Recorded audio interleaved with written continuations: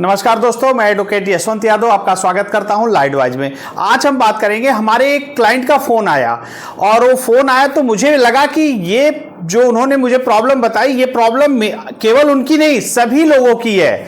जो लोन की EMI default कर रहे हैं, बहुत सारे लोगों की ये प्रॉब्लम है। तो उन्होंने कहा सर कई एप्लीकेशन से लोन ले लिए हैं।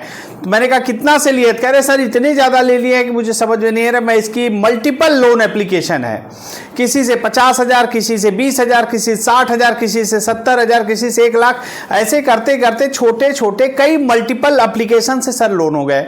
अब मैं उसकी EMI नहीं पे कर पा रहा हूँ और मैं क्या करूँ? बहुत ज़्यादा परेशान थे। तो मैंने कहा तो ये सवाल केवल हमारे जो क्लाइंट थे उनका नहीं है। मैंने सोचा इस पर वीडियो ही बना देते हैं, क्योंकि बहुत सारे लोग की प्रॉब्लम है और उनका सब मल्टीपल लोन एप्लीकेशन थे। सब बहुत सारे ऐप से लोन ले रखे थे, बहुत सारे, मतलब कई जितने लगभग 10, 15, 20 एप्लीकेशन उन्होंने बताया सर इतने इतने लोन ले लिए रहे और वो दे नहीं पा रहे, पेमेंट नहीं कर पा रहे। तो आज मैं बता दूं, यदि आपने मल्टीपल लोन एप्लीकेशन से लोन ले लिया है और पेमेंट नहीं कर पा रहे हैं, तो उस कंडीशन में अधिक से अधिक क्या हो सकता है, अधिकतम क्या हो सकता है। तो आज हम उस पर बात करेंगे, मैक्सिमम कंपनियां क्या कर सकती है आपके साथ। सबसे पहला काम क्या है, कंपनियां अगर आप पेमेंट नहीं कर पाते हैं तो आपके सिविल को खराब करेंगी।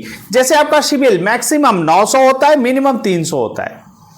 तो 300 होता है मिनिमम, एकदम खराब हो जाएगा तो आपका 300 हो जाएगा, बहुत अच्छा रहेगा तो 900 होगा। तो होता क्या है कि आपका सिविल स्कोर 700, 750, 800, 850 के बीच में रहेगा, तो वहां पे आपको लोन मिल जाते हैं। उसके बाद लोन की EMI जब नहीं जाती है और ये सब एप्लीकेशन RBI से अप्रूव्ड है, तो ये आपके सिविल को रिपोर्ट करते हैं और आपका सिविल धीरे धीरे धीरे खराब हो जाएगा। आपका सिविल धीरे धीरे खराब हो जाएगा, 300 तक चला जाएगा, मतलब पूरी तरह से आपका सिविल को खराब कर देगी। फिर आपको भविष्य में कभी लोन नहीं मिल पाएगा, लोन मिलने में दिक्कत आएंगी, तो आपका सिविल खराब हो जाएगा। तो पहला काम ये आपका सिविल खराब करती है। और ये मल्टीपल लोन जो एप्लीकेशन है, इसमें आप ही अकेले नहीं है डिफॉल्टर, बहुत सारे लोग डिफॉल्ट कर जाते हैं, बहुत सारे हैं। तो कंपनी का जो प्रोसेस है वो अपना प्रोसेस करती रहती है। तो जो प्रोसेस है ये ज़्यादातर करते आपको डराएंगे। और डराएंगे कैसे? पुलिस बन के डराएंगे, एडवोकेट बन के डराएंगे, एडवोकेट के माध्यम से डराएंगे, लीगल नोटिस भेजेंगे, एजेंट को घर पे भेजेंगे, तो यही काम करेंगे। तो आपको ये कब तक डराते हैं? तो जब तक आप इनसे डरोगे तब तक ही आपको डराएंगे। पुलिस बनकर फोन करके पुलिस बनकर डराएंगे, एडवोकेट के बन करके डराएंगे कि आपके थाने पे FIR होने वाला है, आप पेमेंट कर दीजिए, बहुत सारी बातें, लीगल इनलीगल बहुत सारी बातें करेंगे। रिकवरी एजेंट घर पे आकर के डराएंगे। तो ये आपके रिश्तेदारों, अच्छा हाँ, ये आपकी कॉन्टैक्ट लिस्ट को कॉपी करके आपके रिश्तेदारों को भी फोन करते हैं, जो कि गैर कानूनी है, गलत तरीका है, ऐसा नहीं कर सकते हैं। फिर भी आपने जब लोन लिया था, लोन लेते समय इन्होंने परमिशन मांगा था कॉन्टैक्ट लिस्ट का, तो आपने परमिशन दिया था, तो वहां से उन्होंने कॉन्टैक्ट लिस्ट को सेव कर लिया।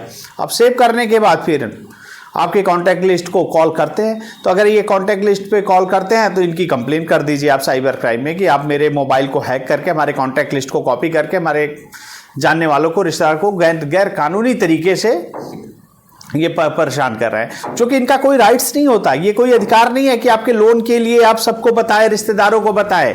तो ऐसा नहीं है, ये कोई राइट्स नहीं है, ये कोई अधिकार नहीं है, ये गैर कानूनी काम है, ये गलत तरीके से करते हैं। और एजेंट आते हैं ना, इनके पास आई कार्ड होना चाहिए, विजिट लेटर होना चाहिए, DRA का लाइसेंस होना चाहिए, ऑथराइजेशन लेटर होना चाहिए, बहुत सारी चीजें होती हैं, लेकिन ये करते नहीं है।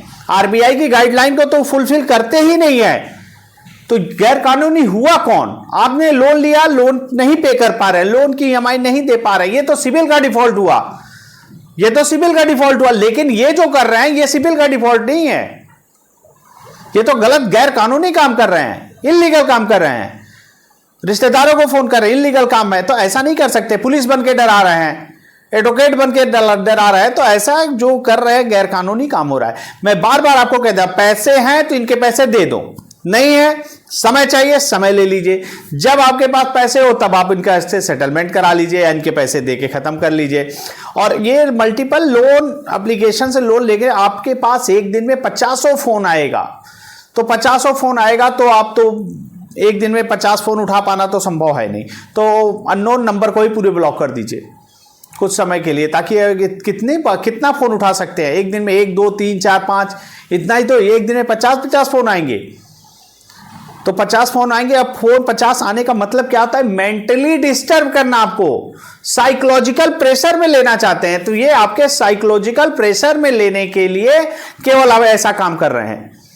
तो आपको साइकोलॉजिकल प्रेशर में ले रहे हैं तो आप मत उनको जो इतना परेशान कर रहे हैं मत परेशान होइए। ये तो आपके ऊपर है ना। फोन आ रहा है, फोन आपका है, ये आपका राइट्स है, आप फोन उठाएं या ना उठाएं।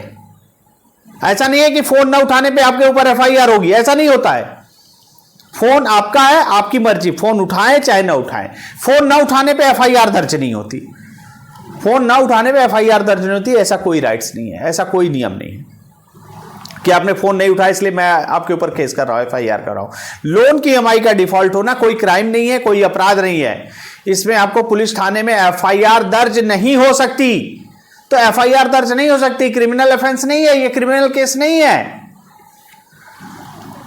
लेकिन ये इन्होंने इतना बुरी तरह से ये आपको डरा देते हैं कि आप लोग डर जाते हो, तो डर के पैसे दे देते हो। तो अगर आपके पास है तो मैंने बता दीजिए, नहीं है तो कोई बात नहीं, डरे घबराए नहीं, अपने राइट्स को, अपने अधिकार को जाने। और बहुत ज़्यादा फ़ोन कर रहे हैं, फ़ोन उठाने की ज़रूरत नहीं है। अननोन नंबर को ही ब्लॉक कर दीजिए कुछ समय के लिए, किसी का फ़ोन ही नहीं आएगा अननोन नंबर से। और कोई भी दिक्कत हो, समस्या हो, परेशानी हो, हमारा नंबर है, आप हमसे संपर्क कर सकते हैं। और आपको कभी भी रिकॉल नोटिस, डिमांड नोटिस या आर्बिट्रेशन की नोटिस आती है, आर्बिट्रेशन की प्रक्रिया अदर स्टेट पे करते हैं, तो उस पर एक ऑब्जेक्शन लेटर उनको दे दीजिए। उसके बाद 13(2) का नोटिस आए या 13(4) का नोटिस आए या डीएम साहब का नोटिस आए या सरफेसी एक्ट का नोटिस आए, आप हमसे संपर्क करिए।